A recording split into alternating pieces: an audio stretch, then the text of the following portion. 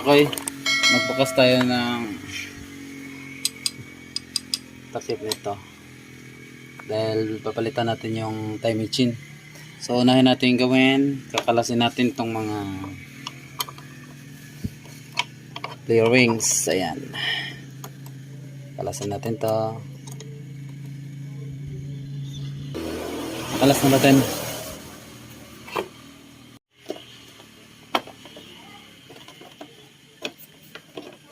Ayan mga kadakoy, nakalas na natin. Tapos yun, sunod kalasin natin, tanggalin natin yung ano nito, yung kulan. Dito lang natin tanggalin sa ilalim ng araw. Tanggalin natin dito. So yung mga kadakoy, tanggalin natin to. Ayan, tanggal lang natin. Yun mga kadakoy, baklasin natin ito dahil para sa drain plug sa kulan. Yan.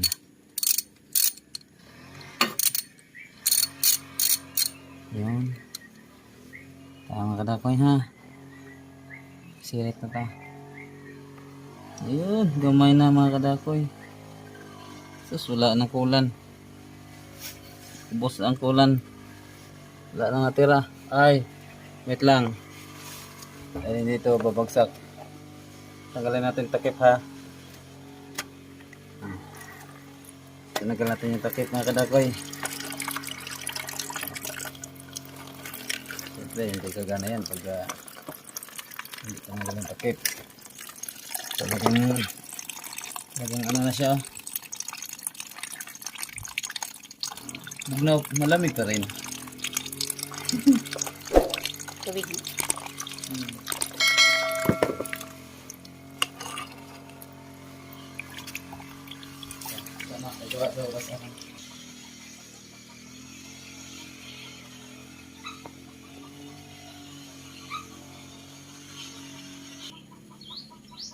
Next, tanggalin natin. Tanggalin natin ito mga kadakoy. Oo. Yun o.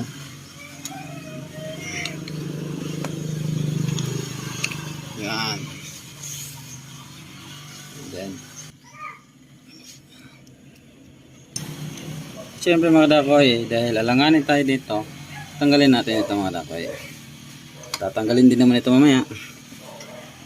Siyempre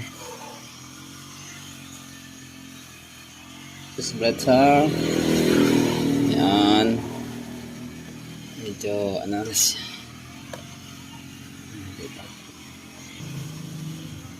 Yan, tanggal na. Tanggalin natin ito.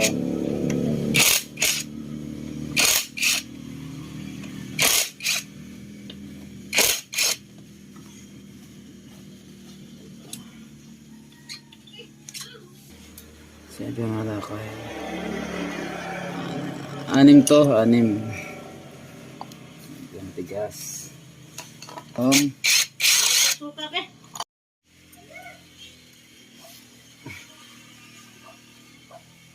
Mga kadakoy. Ayun. Talaga. Grabe. Ito na niya. Yun yung ano ng timing chain natin. Yung tatanggalin natin mga kadakoy. Ito yung tatanggalin natin. Focus ang camera.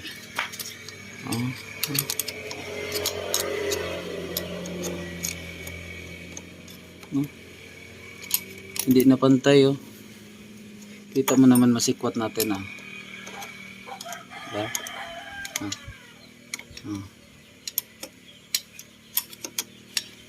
Dapat 0-0 yan. Kasi tama na kaya. So yun yung, so ito po yung papalitan natin mga kadakoy, timing chain. So bago natin i-timing yan, i-ano naman natin yung guhit.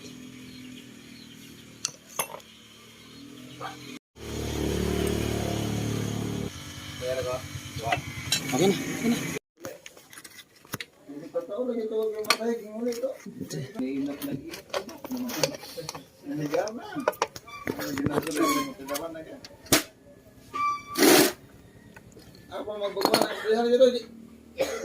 Okay. Ilister mo eh. Balik ko pa na eh.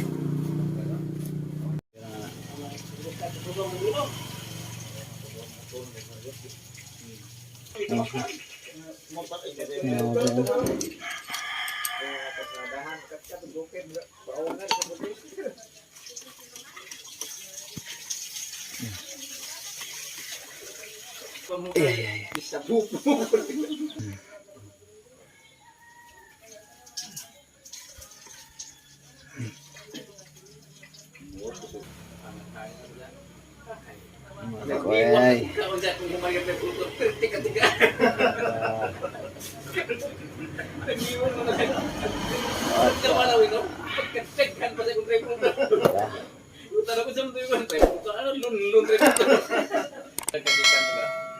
So yun mga kadakoy, anuhin natin kung okay pa ba yung bearing. Teka lang ha, ibalik natin to. Taga kabangkalan lang kagikan. Ay sa una jud yung mga army sa una galisod kumaga daghan yung magkano. Ay, okay pa. Kadang kadto dulay. Okay pa. Di ba na ni Dilia? Mga kadakoy, Nauna. kalasin na natin ito. At ito na mga kadakoy, buksan na natin yung takip ng magnetic. Tanggalin natin yung tornilyo nito. Ilang tornilyo lang ito. Dahil lang gamit natin ay impact wrench, mas madali lang natin buksan. Yan, tanggalin natin mga tornilyo. At bubuksan natin dito. Ito, medyo makapit ito dahil sa magnetic, kaya dandahan lang natin buksan yan. So yan ang ano natin, yan ang loob ng ano natin, magnetic. Check na rin natin yung mga wire dito sa magnetic kung may may sunog. Wala naman, walang problema. Tanggalan natin ng mga dumi. Ito yung tatanggalin nating magnetic mga kadakoy para matanggal natin yung lumang timing chain at saka timing guide. So maglagay tayo dito ng 3 bolt para sa pagkabitan ng puller. So hindi ko naipakita sa inyo kung paano tanggalin. Hindi ko na videohan dahil ako lang mag-isa dito nag-video. So ito, tanggalin natin. Ayan. Tinanggal ko na rin yung cylinder head.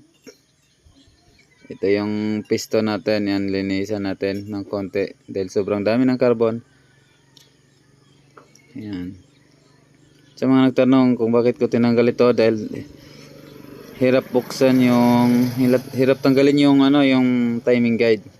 Kailangan natin palitan ng timing guide para maganda yung daloy ng ating timing chain. Yan. Dahil hindi ko mabuksan, hindi ko mahila dahil na naipit. Napilitan akong kalasin itong cylinder head para matanggal natin yung timing guide. So palitan na natin ng bago. Yan, bago na yung pinalit ko. Tapos dito sa kabila, lagyan din natin. Tapos ibalik natin yung cylinder head gasket. Mas okay na rin pag kinalas natin yung cylinder head gasket mga kadakoy para malinisan natin yung piston niya, pinakaulo ng piston, pinakaibabaw. Yan. Dahil dito sinusunog yung gasolina para maganda na yung sunog niya, wala ng carbon masyado. Yan, malinis na, kita nyo naman malinis na. Nilagyan ko lang to ng gasolina. So, tapos nilagay na natin yung yung bagong timing guide, tapos timing chain na bago. Ayan, binalik na rin natin ito. Binalik na rin natin ang cylinder head gasket. Huwag kalimutan cylinder head gasket ibalik. Tapos tinali din natin yung timing chain para hindi siya sagabal pag ikabit natin ito. Itong rocker arm natin medyo may problema. Kumakalog na kaso wala tayong pamalit.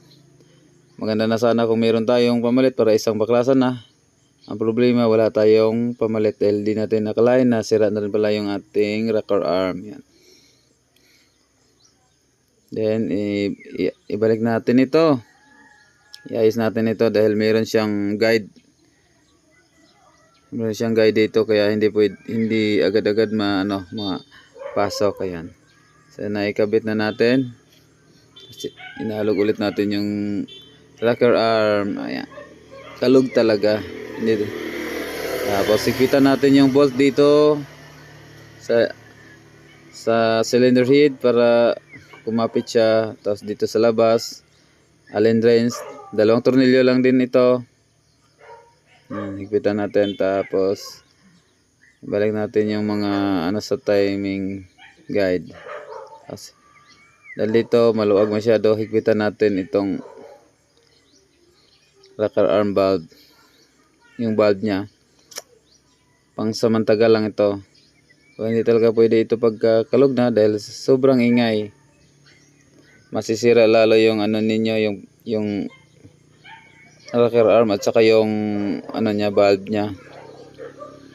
Yan.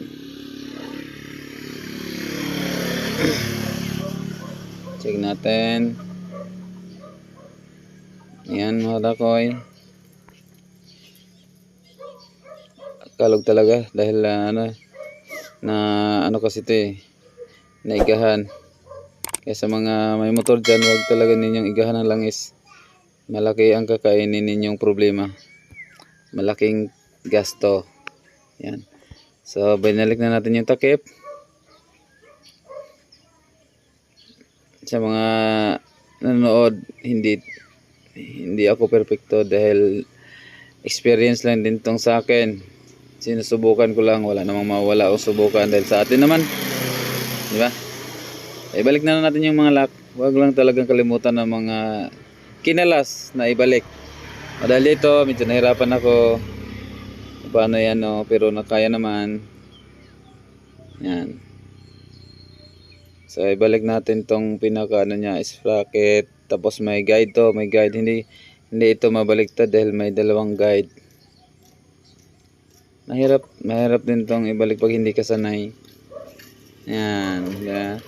Dahil nababa din yung lock niya. Yan.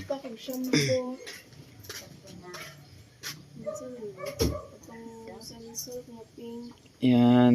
Amoy ka tong gel. Hirap natin yung pinaka-guide niyang 2.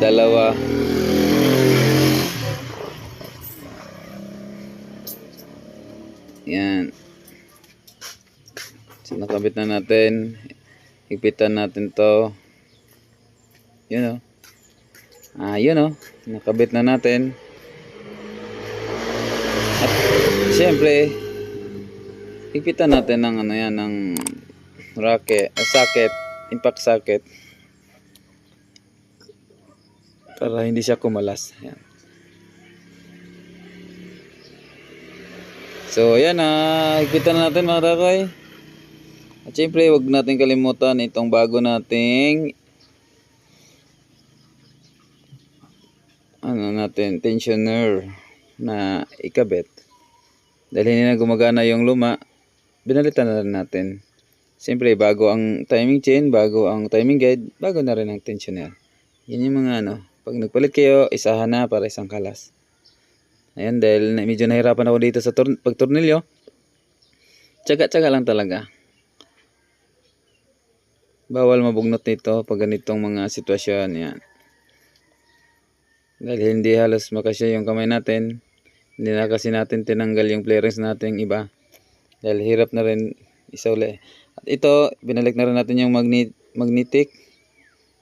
Yan, okay na. Binalik natin yung bearing ng starter. Ayun. Ibalik natin yung takip ng pump niya sa coolant. Hindi na ka naman malilito dito dahil may naman to, may gap naman tong pinaka niya. Yan yung nagdala ng pag-ikot niya. So ibalik natin yung tornilyo nito mga dakoy. Tapos yung takip sa magnetic. Ayan, wala nang sira Tinik ulit yung mga wire sa magnetic, wala naman. Kasi pag may masira, hindi gagana ang starter ninyo. kailangan niyong palitan. Yan. Sa mga hindi pala nakapag-comment nito, mag-comment na kayo, mag-like, mag-share, at pindutin nyo na rin yung notification bell para lagi kayong update. At i-follow na rin itong page namin. At saka